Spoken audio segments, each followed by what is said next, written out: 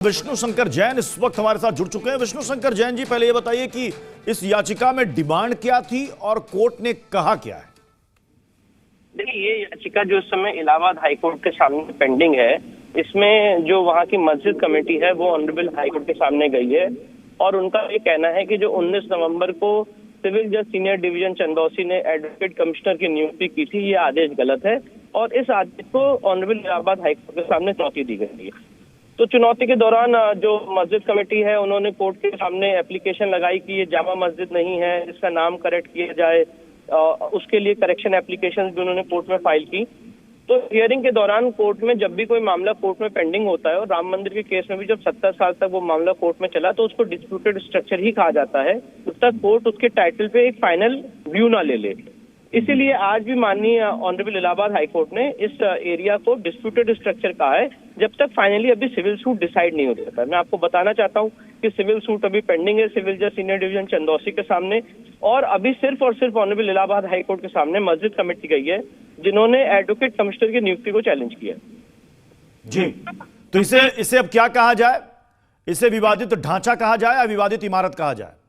विवादित ढांचा कहा जाएगा इसे, जैसे कि राम मंदिर के मामले में हुआ था। जी बिल्कुल। और ये एक जनरल प्रैक्टिस है, जब भी कोई मैटर कोर्ट में होता है और कोर्ट में दो पक्ष होते हैं, जिसमें एक पक्ष ये कह रहा है कि मस्जिद है, दूसरा पक्ष का ये मानना है कि मंदिर है, तो जब तक कोर्ट उसमें फाइनल वर्डिक्ट ना दे दे उस इंटीग्रम पीरियड में उसे डिस्प्यूटेड स्ट्रक्चर कहा जाता है। और राम मंदिर के केस में भी यही प्रैक्टिस फॉलो की। यानी कि इस तरह के विवाद में प्रोसीडिंग में कोर्ट यही तय करता है कि जब तक इसका निपटारा नहीं होता इसे विवादित ही माना जाए, इसलिए इस टर्म का इस्तेमाल किया गया है, डिस्प्यूटेड स्ट्रक्चर। जी बिल्कुल। और आप अगर सिविल जो लोग सिविल का काम करते हैं वो जानते हैं कि अगर कोई भी मामला कोर्ट में आ जाता है तो लिस पेंडिस का थ्योरी उसमें अप्लाई हो जाता है और सब जुडिस की थ्योरी उसमें अप्लाई हो जाती है। और जब तक कोर्ट उसको फाइनल जजमेंट नहीं देती है कि ये मंदिर है कि मस्जिद है कि किसके राइट्स इसमें बनते हैं जाने के, तब तक उसको विवादित ढांचे के रूप में ही कहा जाता है। लेकिन मुस्लिम पक्ष तो इसके लिए तैयार नहीं होगा, वो आपत्ति दर्ज कराएगा कि इसे विवादित मत कहिए, ये तो जामा मस्जिद है, एएसआई के रिकॉर्ड में लिखा हुआ है जामा मस्जिद। नहीं, देखिए बात समझिए, एएसआई के रिकॉर्ड में लिखने से नहीं होता है और बहुत सारी चीजें अभी इसमें ऐसी हैं जो मैं अभी यहाँ पे नहीं बताना चाहता हूँ। वो बहुत सारे इश्यूज ऐसे हैं जो ऑनरेबल हाई कोर्ट के सामने और ऑनरेबल सुप्रीम कोर्ट के सामने और सिविल जज सीनियर डिवीजन सामने आर्ग्यू करने हैं, पर जब तक ये मामले कोर्ट में चल रहे हैं किसी भी सिविल केस में उसको डिस्प्यूटेड स्ट्रक्चर ही कहा जाता है।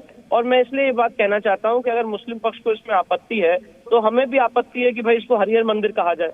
तो दोनों की बातें इस समय नहीं मानी जा सकती है कि जब तक कोर्ट डिसाइड नहीं कर देती है तब तक उसको एक सबजुडिस मैटर में डिस्प्यूटेड स्ट्रक्चर ही कहा जाता है। अच्छा, मुझे रंगाई पुताई के मामले में भी अपडेट दे दीजिए, क्योंकि इसकी सुनवाई अब आगे टल गई है, हुआ क्या?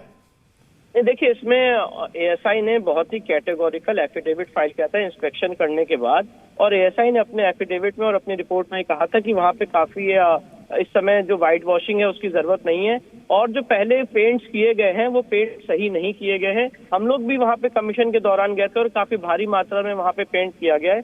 मैं आपके चैनल के माध्यम से बताना चाहता हूँ कि पेंट सिर्फ एक बहाना है, मेन जो है वहाँ पे सबूत को छुपाना है, ये इसका मेन इशू है। इसलिए पेंट एएसआई प्रोटेक्टेड मॉन्यूमेंट में आप किसी भी लीगल एस्पेक्ट से मैं बात करना चाह रहा हूँ, एएसआई प्रोटेक्टेड मॉन्यूमेंट में आप ऐसे पेंट नहीं कर सकते हैं।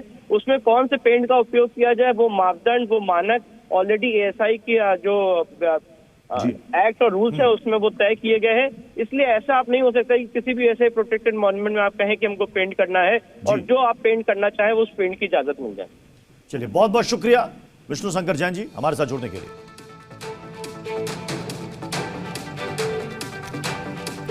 तो हाईकोर्ट में हिंदू पक्ष की जो मांग थी कि इसे विवादित ढांचा बताया जाए, हाईकोर्ट ने इस मांग को मान लिया है। तो खबरों का सिलसिला जारी रहेगा, बने रहिए जी न्यूज के साथ।